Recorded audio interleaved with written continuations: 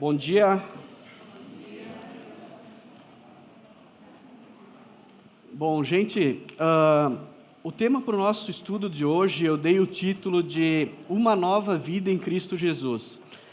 Então eu convido a todos a abrirem as suas Bíblias na segunda carta aos Coríntios, capítulo 5, do 17 ao 20.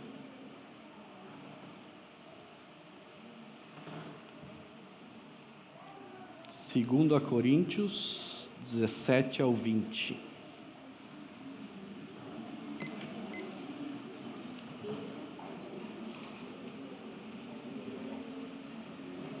Segundo Coríntios 5, 17 ao 20.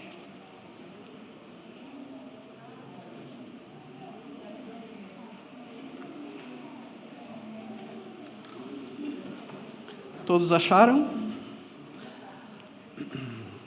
Vamos à leitura então. Portanto, se alguém está em Cristo, é nova criação. As coisas antigas já passaram, eis que surgiram coisas novas. Tudo isso provém de Deus, que nos reconciliou consigo mesmo por meio de Cristo, e nos deu o ministério da reconciliação, ou seja, que Deus em Cristo estava reconciliando consigo o mundo, não levando em conta os pecados dos homens, e nos confiou a mensagem da reconciliação.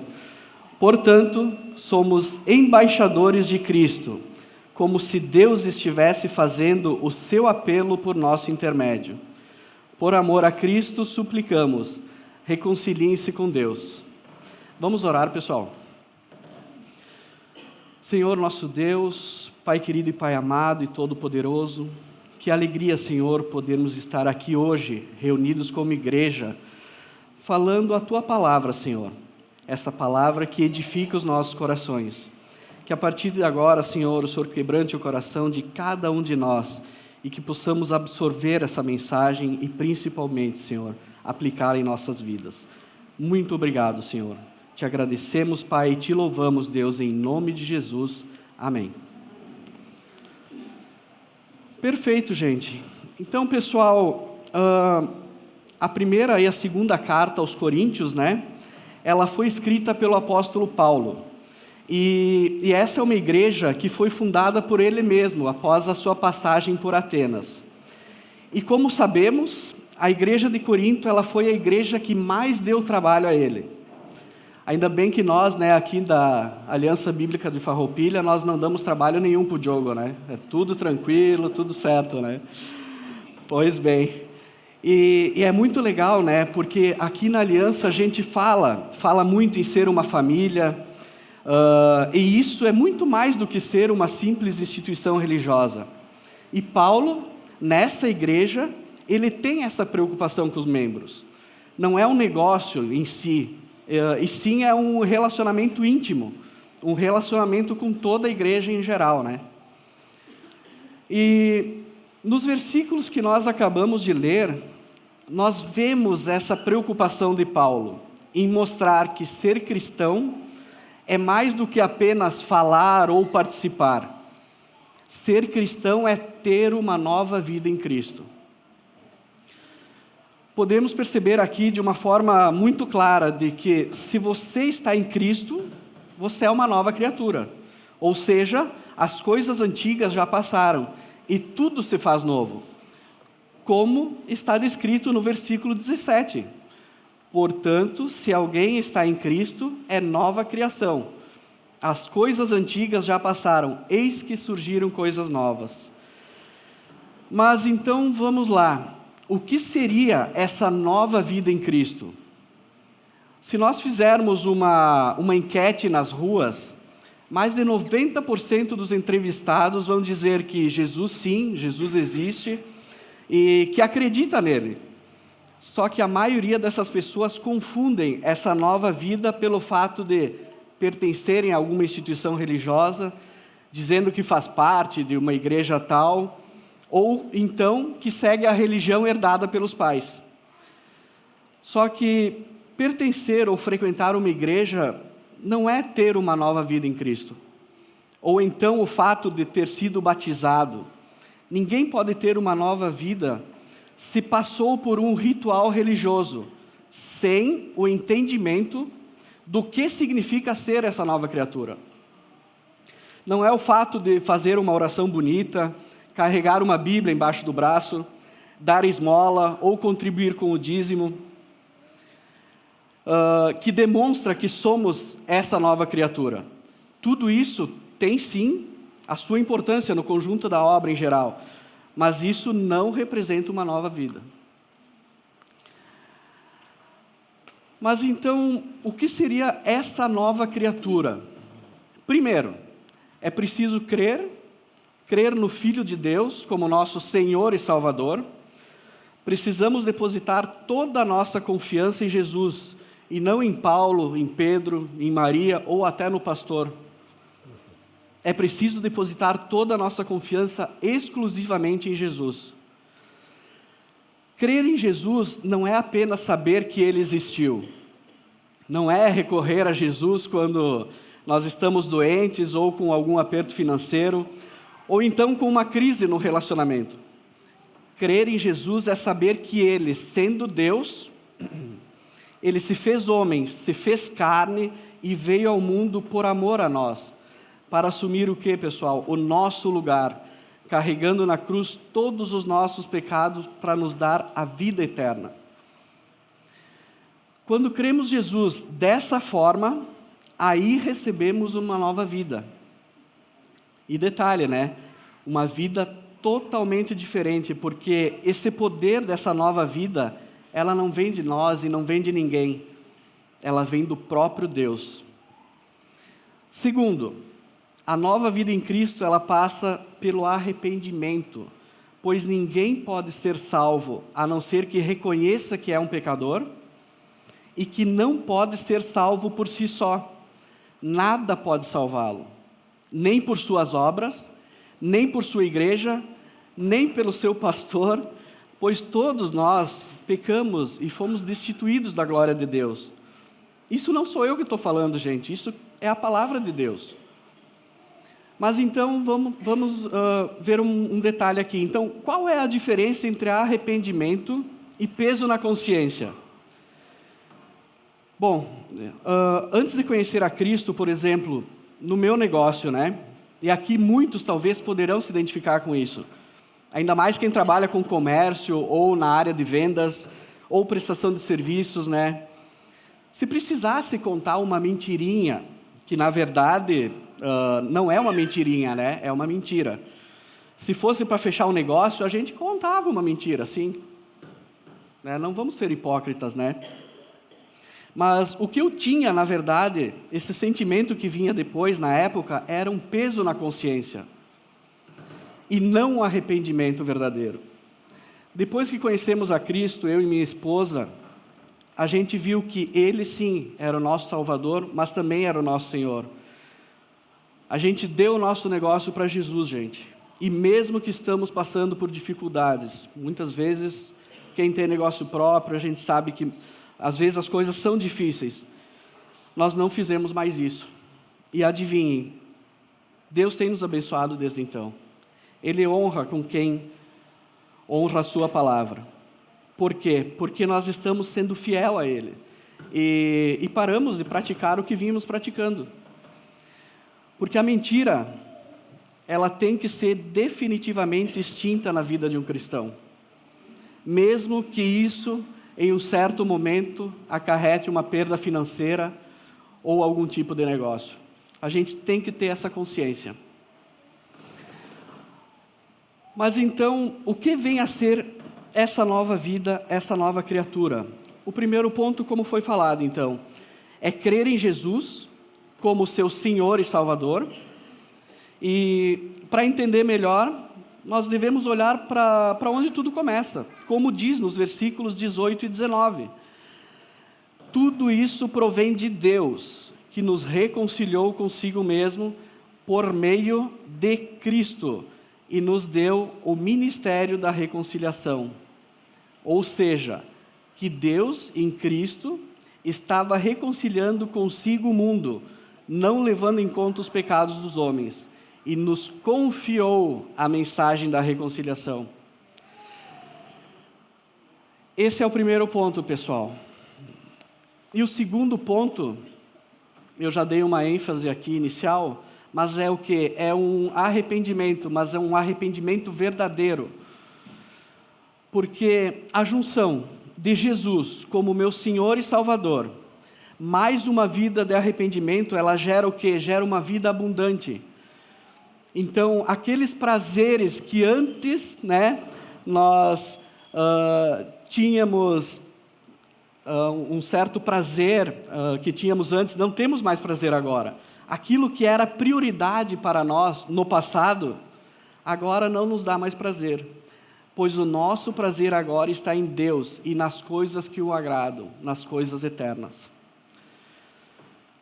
Mas a fé cristã, de certa forma, ela não é contra certos prazeres e felicidades em si. E não é errado buscar essas coisas. O problema é se contentar com essas coisas que são tão pequenas diante daquilo que Deus fez, que foi o quê? Foi nos salvar, foi nos dar a vida eterna e a oportunidade de conhecê-lo, de amá-lo e de glorificá-lo. E de ter uma vida nova e uma vida em abundância. Então, assim, gente, quando que nós conhecemos o poder do Evangelho, esse Evangelho que a gente segue em nossas vidas, tudo se faz novo. Ou seja, as coisas antigas ficaram para trás. E eu gostaria aqui de deixar bem claro, que essa nova vida, ela não tem nada a ver com legalismo. Por que não tem nada a ver com legalismo? Agora não posso mais isso, ou agora não posso mais ir naquele lugar. O legalista, ele precisa que alguém diga isso, Que alguém diga para ele o que ele tem que fazer, aonde ele tem que ir ou não ir. Só que detalhe, um cristão maduro, que se relaciona intimamente com Deus, por si só, ele tem esse entendimento de que não pertence mais a determinados locais, a conviver com determinadas pessoas. É uma mudança de vida completa, gente. De dentro para fora. Ou seja, uma nova criatura. E essa nova vida, ela é uma transformação completa, porque foi nos dado o Espírito Santo, que é o nosso guia, o nosso conselheiro e aquele que nos mostra o pecado. E a partir disso, nós temos uma alegria constante em servir esse Deus que me resgatou sem eu merecer e sem eu ter condições de pagá-lo. E conforme eu vou conhecendo a Jesus, a minha vida vai se transformando de tal maneira que tudo aquilo que antes tinha algum prazer, virasse pó. E um exemplo na minha vida em particular, que eu gostaria de compartilhar com vocês, todos os anos a gente faz uma confraternização do pessoal que serviu o exército, E essa confraternização foi idealizada por mim lá em 2013, quando começou a aparecer Facebook, WhatsApp, aí a gente começou a conhecer, achar as pessoas e tal, vamos resgatar isso aí. Aí criei um grupo, e esse grupo foi aumentando por causa das mídias sociais. E a gente resolveu que a gente ia fazer uma confraternização todos os anos em Santa Maria. Tá bom. Só que, qual era a questão nisso? Eu depositava muita ansiedade em cima desse encontro. Eu ficava 2, 3 ou 4 meses, às vezes, em função desse encontro, E por isso que a gente tem que valorizar, aqui dentro da aliança, pessoal, as pessoas mais antigas na fé, os conselhos. Eu me lembro que muitas vezes eu perguntava para o Diogo, perguntava até para o Márcio, se isso era errado eu frequentar essa confraternização. Poxa, eram meus amigos e tal. E eles, muito sábios, eles me diziam assim que não era errado. Só que eu tinha que saber se o que eu estava fazendo lá naquele momento estava agradando a Deus. E vocês sabem, nesses encontros o que acontece? Um monte de homem reunido é o quê? Churrasco e bebida. E muitas vezes a gente extrapolava. Então, a partir daí, a gente começou a amadurecer um pouco mais e hoje eu não participo mais desses eventos. O que teve o anual agora eu já não participei.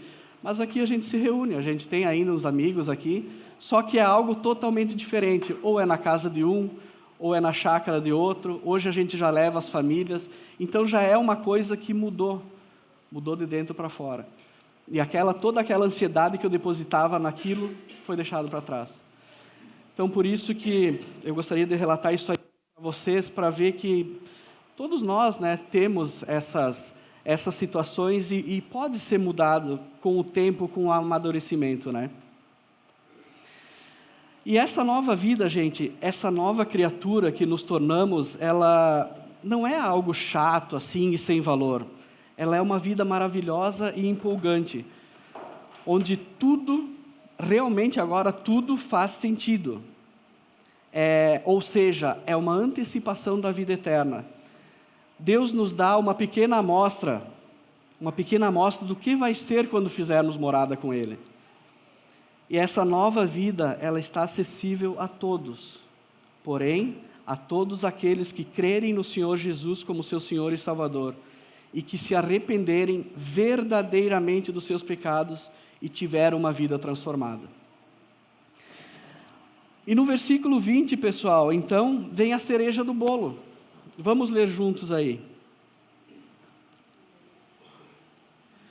Portanto, somos embaixadores de Cristo, como se Deus estivesse fazendo o seu apelo por nosso intermédio.